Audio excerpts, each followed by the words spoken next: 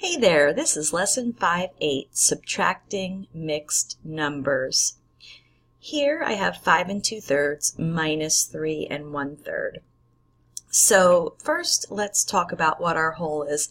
Let's say I'm talking about pounds of grapes in this story. And I went to the store and I bought 5 2/3 pounds of grapes. And I ate 3 1/3. I guess I was hungry. How many pounds of grapes do I have left? Okay, so in this story, I have two choices for how to solve it. So I have 5 whole pounds, take away 3 pounds that I ate. I can subtract my wholes. 5 pounds minus 3 pounds leaves me with 2 whole pounds. Now, I can subtract my fractions.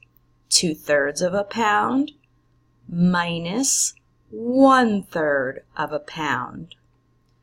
2/3 minus 1/3 will leave me with 1/3 of a pound. So my two problems, I subtracted my whole numbers, and then I subtracted my fractions.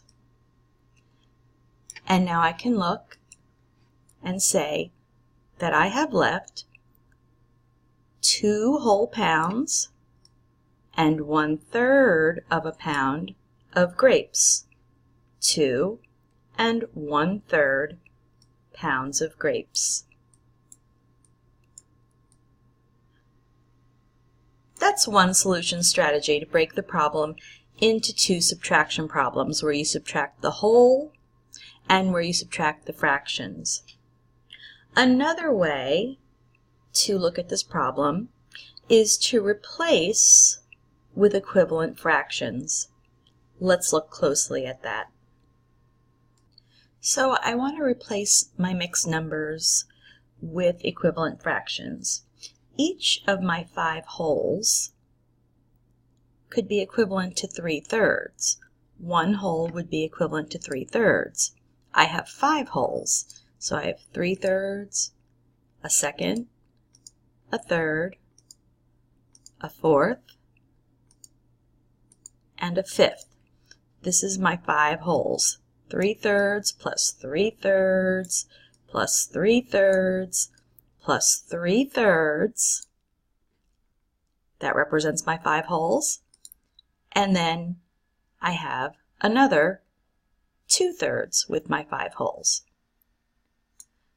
So if I add all of those together, how many thirds do I have? 3, 6, 9, 12, 15, 17. Altogether, 17 thirds is equivalent to my 5 2/3. Is there a shorter way to do that? If I do 5 times 3, 5 sets of 3/3, that gives me my 15. And then I can't forget, I also had 2/3 over here. So 5 times 3, 15, plus 2 more, 17. Let's convert this mixed number into an equivalent fraction. 3 wholes. That would mean 3/3, 3/3, and 3/3. That would be 9/3. I can't forget about this other 1/3 I had. That would make that 10/3.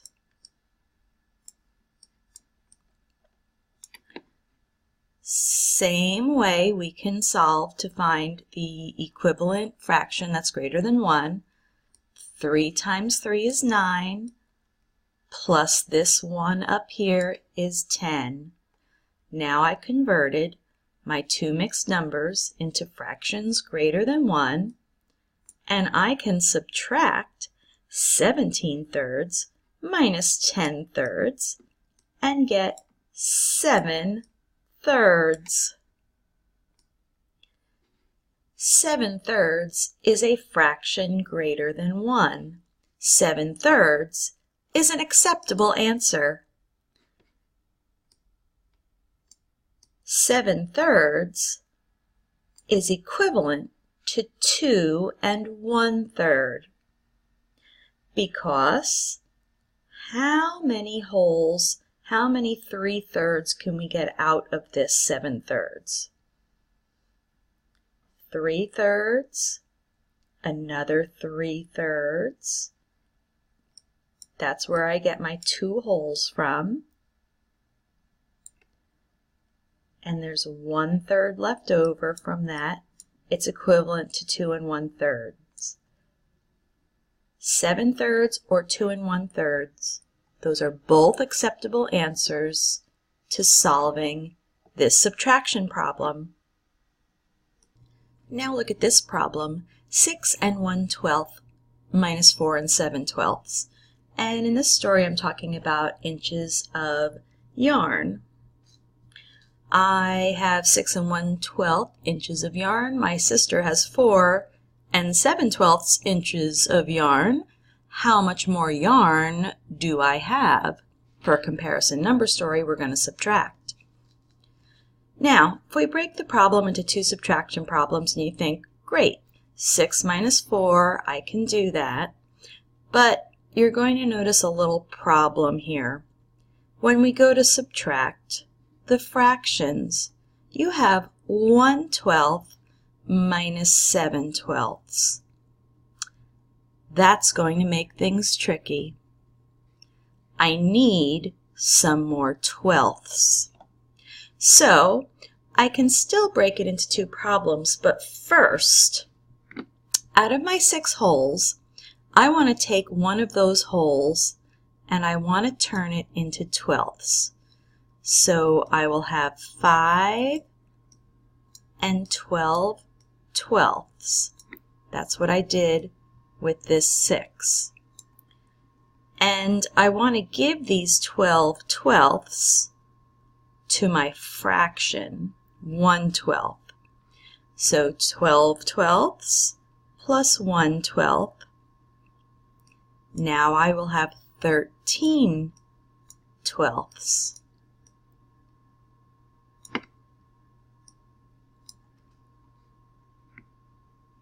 So I have 5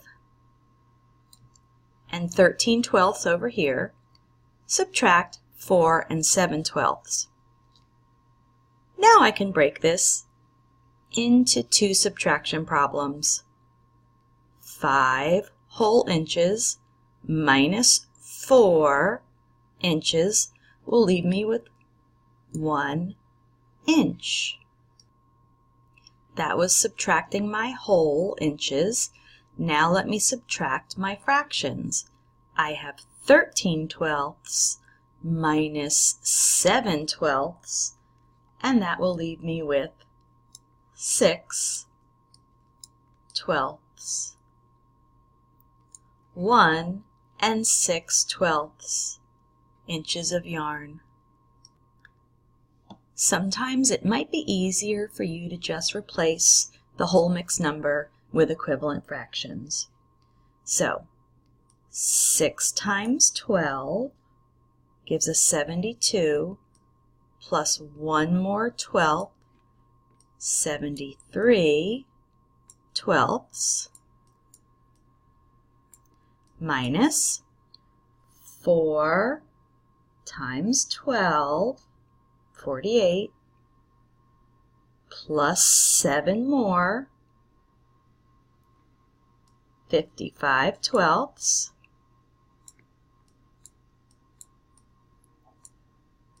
And now we can subtract 73/12 minus 55/12, and we have 18/12. Lesson 5-8 is about 2 different strategies to subtract mixed numbers. We'll continue to practice this in class. See you then.